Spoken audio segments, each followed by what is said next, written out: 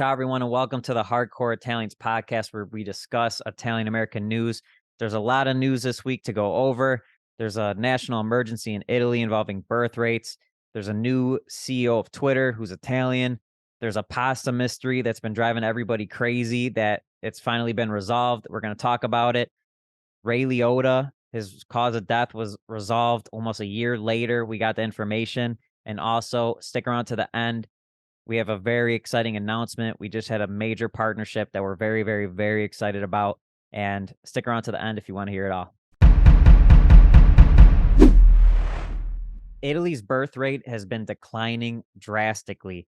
This past year, in 2022, there was less than 400,000 new births and over 700,000 deaths for the year. So a very, very concerning issue, as that's losing half the population every year. Recently, the Italian prime minister and pope got together to discuss the issue. The prime minister said it's a national state of emergency and they're really working hard on increasing the birth rate. People like Elon Musk have been talking about this stuff for a while. Elon Musk even commented on the issue, saying Italy is disappearing. It's not to be taken lightly. It's definitely a huge issue for the country. Italian women, on average, are having less than two childs per household. A lot of them say it's due to economic things such as lack of affordable childcare, low wages, unstable work. And a lot of Italian women, it's tradition to take care of your parents in their old age, and it's just really tough to have kids. So a lot of people say it's not that they don't want to have kids, it's just tough economically and logically to have kids. And the Pope and the Prime Minister are trying to work on this issue. So the Pope's actually seems really upset about it. He actually went into a story explaining how he scolded a woman for calling her dog her baby. And basically, he was saying how dogs aren't your babies. We need people to actually have children. The Pope and the Prime Minister concluded by saying that they're going to try working on this issue very hard, and they want the birth rate to go up to 500,000 per year. So we'll see. Do you guys have faith in them? Do you not have faith in them? Let us know what you think of the issue in the comments. Do you think it could be resolved? How serious do you think it is? We want to know your opinions.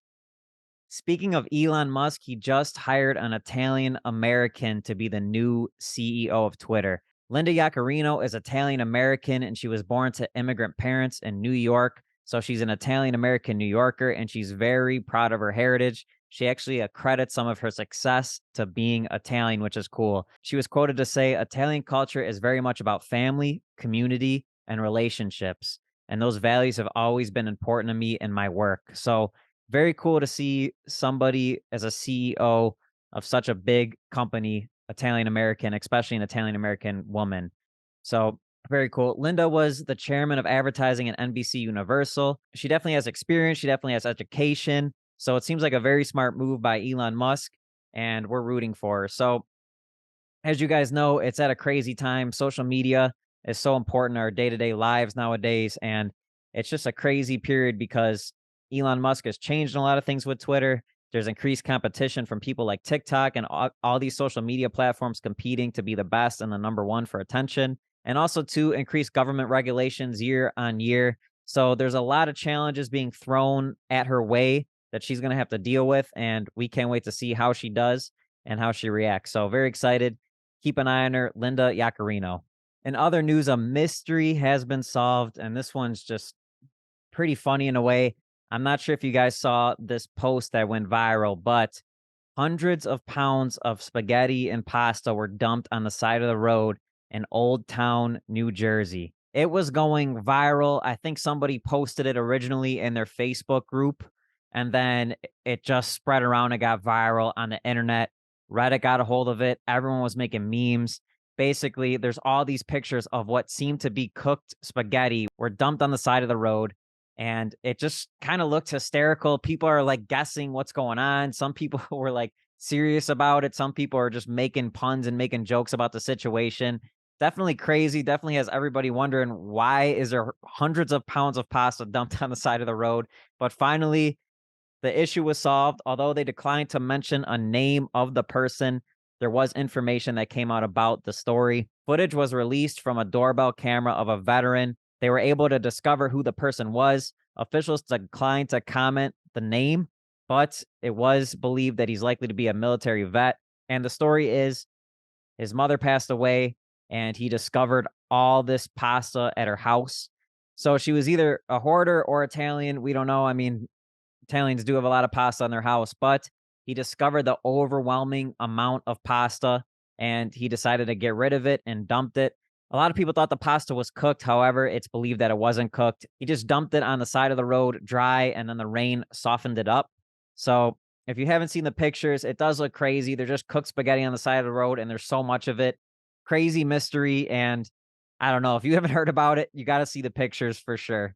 There's another mystery that recently got solved. Ray Liotta's cause of death just came out, and it's been a year since his passing.